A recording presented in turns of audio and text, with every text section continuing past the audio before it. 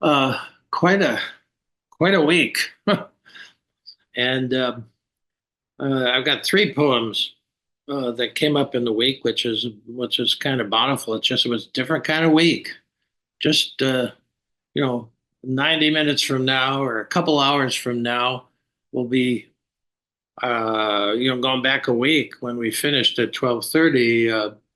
I went over to eat breakfast or brunch, as it is, and got the announcement that uh, President Biden was going to bow out of the race, and then a little bit later that he was handing over the reins to Kamala Harris. I don't know about you, but I felt an incredible lightness, which is one of the poems, the hardest poem to write, to try to say what that was. But I got a couple of other ones that came that we're going to just sort of I'm going to share with you today and just sort of give us time to contemplate what's happened in a week. What's happened in a week? What that was following, assassination attempts but this incredible lightness. Uh, so I want to go into that. So this is one poem that I did get finished. I still have that unfinished poem. Maybe I'll have it by, but I got two poems that I think are finished, and so I want to work with those today. Uh, I grew up Catholic, and so the nuns, the Dominican nuns, early on, taught us all the prayers. Hail Mary, full of grace, the Lord is with thee. Blessed, I could say it at mock speed, at wakes. Yeah. Hail Mary, full of grace, the Lord is with thee. Blessed art thou amongst women, blessed is the fruit of thy womb, Jesus. Holy Mary, Mother of God, pray for us sinners now and at our hour of death. Amen. That's how you say it at wakes. And actually, it's sort of like a chanting kind of thing. It's actually, you can't think about it, you just do it. And all of a sudden, you're in another zone. And, they have this thing called the Hail Mary Pass, Hail Mary Pass. I remember Doug Flutie throwing that one. Maybe it was because he was at a Jesuit school. He was playing for Boston College. I don't know. But I mean, he just threw this ball up about 60 yards and somebody caught it in the end zone. The classic Hail Mary pass. They talk about Hail Mary. So I want to sort of start with that image today. If you guys aren't Catholic, you might not know that, but the Hail Mary. So this one's, the title of this poem is called To Summon Grace. To Summon Grace. Hail, Joey, full of grace. You changed the race. Joe Biden was in survival mode since the debate, and it just wasn't working.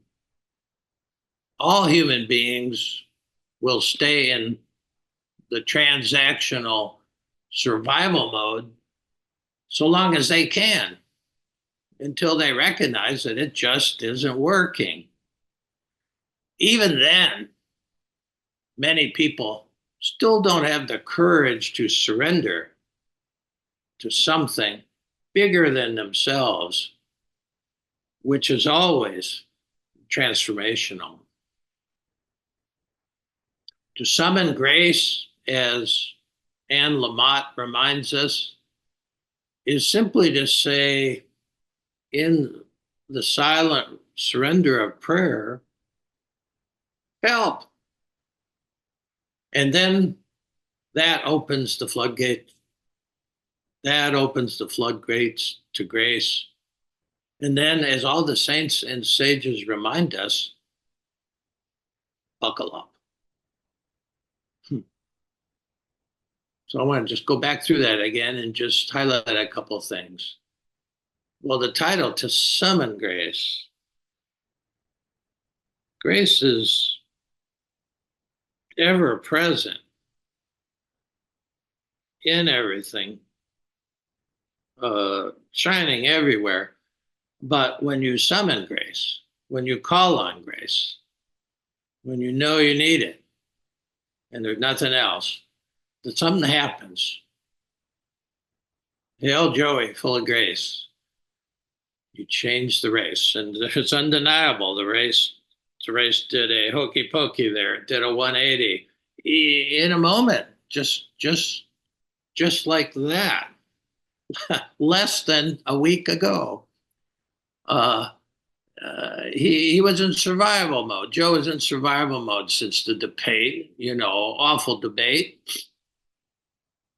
The two worst debates I've ever seen, two worst debates I've ever seen in sense of both Joe and uh, his rival. Yet, what happened. You were living in that feeling, which was not light, and it really all human beings will stay in transactional survival mode. I want to highlight a little bit what that really means. We've got two modes as human beings that we could be in. We can be in survival mode where we started out, and we can eventually, when you go from nobody to somebody, well, you're still in the survival mode in that bandwidth. But then when you go to everybody, nobody, somebody, everybody, you're in another mode. You could call it a mode of being, something that's beyond the self, you see. And the survival mode is transactional. We need it. I mean, you have to do transactions in time and space. And so that's what survival mode's all about. It's what got us through being an infant, childhood, and grade school and junior high, and all your education and learning a trade, or a vocation to keep the roof over our head, and to still keep the roof over our head. It's raining quite hard right now here. I'm glad to have this roof. Nothing wrong with survival mode. It's only when that's the only place you live, and then it does when it's not working. See, so that's a transactional. But when it doesn't work, what do we do? Well, even when it doesn't work, many people still don't have, it takes a lot of courage to surrender to that moment, to surrender to the fact that you can't fix it, you can't logically figure it out. And this could be anybody's. You could be at that point right now where you're in a moment, which a moment can be days, weeks, months, years. You're in a moment where you're stuck. And no matter how you spin the wheels, left brain's a powerful thing, but when you're in a certain moment, it gets no traction. And then to have the courage and really the knowledge, that's what we're trying to work at. The knowledge that at that point you have to surrender to something bigger than yourself. And that is transformational. So there's this whole transactional kind of level of life, which is great. It's what sustains life. We're people in form. We got bodies. We have to take care of them, etc. There's nothing wrong with the transactional realm, the realm of, what I call the survival mode. It's necessary. But when you're in a moment that nothing works, I've been there. Chances are you've been there, whether you recognize or not, but you can recollect those moments. And to know now that those moments will continue to appear. These are moments of mystery where the logical mind gets no traction, you see. These are, because life is mystery. The whole bandwidth of it is just mystery. And so we have survival mode, and sort of then you go into grace mode, mystery mode, something that's beyond the capabilities of the self to deal with. And that's always waiting there, and that's in us. It's programmed in. That's one of the great things that comes with learning about the spiritual path. Is at some point that is a great breakthrough when you realize I have this other mode I can switch to. A computer, you can switch modes, sleep mode, whatever, so that we have it. And then to have the courage, because even when you know it, it still takes a lot of courage to surrender to something bigger than ourselves. And then that's transformational. That changes everything. to summon grace. Anne Lamott is one of my favorite writers, and she is a real. If you don't know her, she's a real refreshingly offbeat kind of hippie West Coast mystic. And she said, she talks about summoning grace. That's where I got that term from reading something she wrote. To summon grace, as Anne Lamott reminds us, is simply to say, in the silent surrender of prayer, help, help.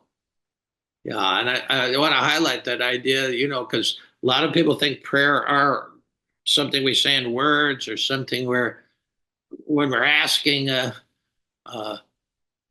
some supreme being for help, Santa Claus, whoever.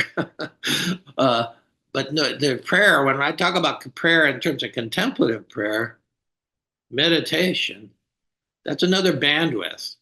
It's not about words. It's in, and that's why I call, when we sit, as we're going to segue to just doing some silent contemplation, we're sitting in the silence. It's another bandwidth. Word into silence into word is our structure here. We always go through the same thing, but it's important in the very heart of it. The heart of the heart to heart is that we go into silent surrender. You're surrendering all that world of noise that's always there. The survival mode is noisy. The being mode is quiet. And so you do have to surrender that over and over again, because I walked this morning because I knew it was going to rain. So I walked this morning earlier, and there was a little gnat that followed me on the whole walk. It was just right out there, right by my glasses, right in my ear, and I had to surrender to that too. And just, otherwise I wasn't noticing the sky, I wasn't noticing the new rose pinks that are coming up, the partridge pea along the way. Because a while I was just sort of caught up by that gnat, and then I said, okay, that was I just surrendered to the gnat being there.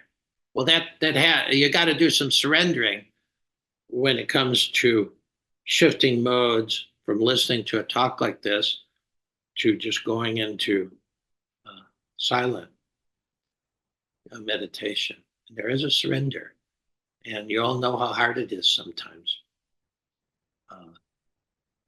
I've heard people scream out from the silence, ring the damn bell. I mean, it was something I've never forgotten, because she just lost it, But that there is a kind of surrender that's ongoing as we settle in, Okay. And really, the cry in that, the silent cry in there, is always help, especially when you're sitting in the toughest of situations, which what my first Zen master called hard sitting. When everything goes wrong, nothing you try works. And then you can still sit with it and just sit with it in the silence. You don't have to say help, although I have said it before. I have a little house of my own here in Azendo, so I can even scream it if I want, which I have.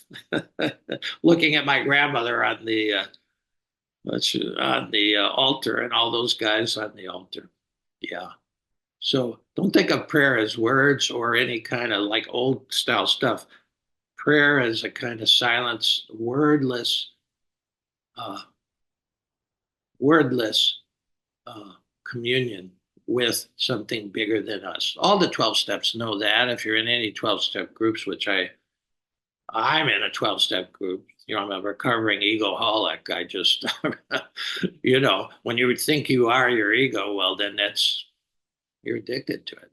So, yeah, but they all say, when they talk about the higher power, they just mean there's got to be something bigger than the little thing that figures out the transactional stuff, but has no purchase, has no grip on the mysterious stuff that happens to all of us, especially a mystery that is sort of fierce, what we call fierce grace.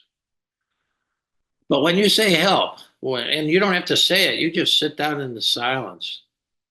And, I don't know about Joe's prayer life, President Biden's prayer life, but I know he's been through a lot of rough stuff, a lot of fierce grace. And he's obviously learned how to sit down and finally open up. And I think it was grace that got us to this point. Floodgates open when you just sit down, give up. Surrender's got a bad reputation. It means like to admit defeat. Well, it would be defeat of the left brain figure and outing thing. But actually, surrender really came from the Old English, which meant to render to the Lord what is the Lord's. Interesting. Because you just got to say, all right, I can't do it. Help. And you will get it help. The floodgates open. And then, as all the saints and sages remind us, buckle up. Because when you open up to grace, all of a sudden things get moving and there's just more surprises and it can get wild. When generally that would be, I would put that on yard signs, and I don't care which party you have yard signs for. Underneath it, it should be buckle up, because this is going to be a ride. And, there's going to be a lot of surprises. Yeah, so buckle up. Well, anyway, that's to summon grace, which we will summon grace in a couple of minutes. Now, the second one it's actually it's a segue to just for me to stop talking and for us to go into silence. It's a little short poem, mercifully, and it's called Highly Contagious.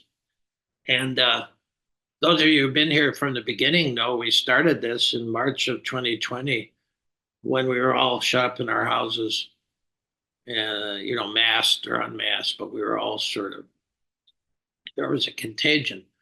There was the pandemic. And it was a rough time. There was nothing you could do about it.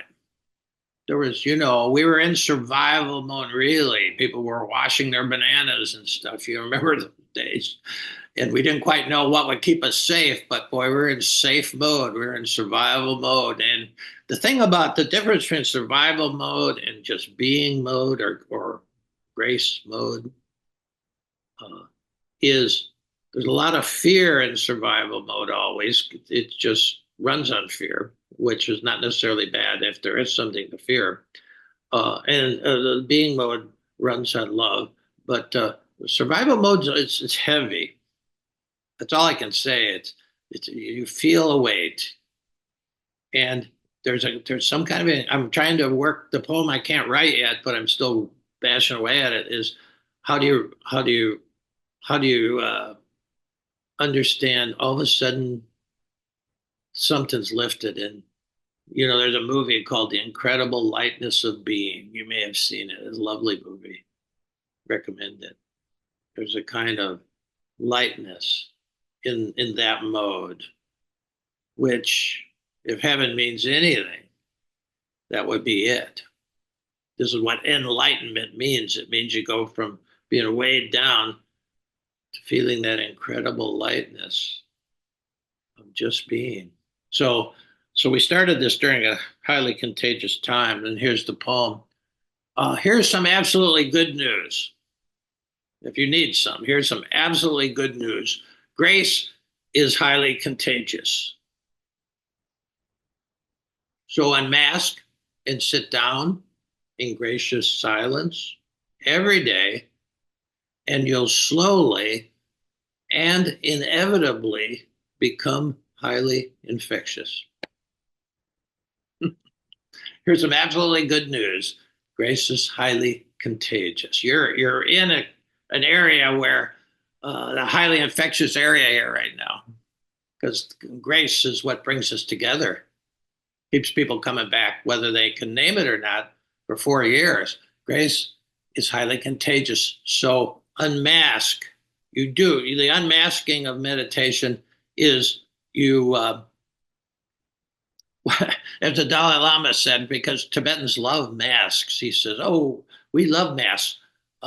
He says, "You're Halloween. That's very Tibetan, but eventually we take them off." He said, "We don't wear them 365 days a year, but that mask of just being in survival mode, like this is who I am. I'm going to have to fight to get through this life, and it's just kind of a tight mode. Has to be at some time. I mean, I can't imagine being in Gaza or Sudan or Ukraine. You have to be in survival mode all the time, but we don't have to be, and we hope they don't have to be forever.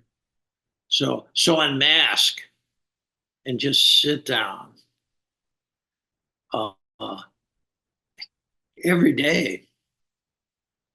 You know, this you'll be doing a sitting today, and when we do dancing with spirit, that kind of intensive, we we sit a couple times a little bit longer. I sit a couple times a day just because I need to take off that mask of this personality. You see, uh, and it makes a difference. And so even sitting once today, um, you'll slowly and inevitably, and I do mean that truly, inevitably become highly infectious. And people around you will pick this infection up, known as grace. We need more grace. Rumi was one of the most infected guys I know, but he saw the universe not in this world we live in, and the universe as a whole, not as suffering, but primarily as gracious. Now, that doesn't mean there's not a lot of suffering on this planet. There is, uh, but uh, it's the whole backdrop of everything is grace. And Rumi saw that. How you see is what you see, and so we're training our perception. You see, but then really, finally, I mean, I look at these people on my altar: my grandmother, the Dalai Lama, Merton, Pema Chodron, Cynthia Bourgeot, Buddha, Jesus. These people were all highly infectious. I mean, people wanted to be around them. And when they were around them, they were just changed, not by words. St. Francis, he's out in the garden there where he belongs, but Francis said, preach the gospel at all times. Use words only if necessary. Because your very being, when you're in being mode more of the time, and meditation is switching to being mode, making a conscious commitment, intention to, all right, I'm switching to being mode now. And all that stuff will be there when I come back, but I'm going to really try to take off these glasses and see with the other eye. They say shut your eyes and see with the other eye. Yeah, the inner eye. So, okay, I think that's enough. That's enough here. The atmosphere will work on you. So let's go. Let's move ourselves to meditation mode.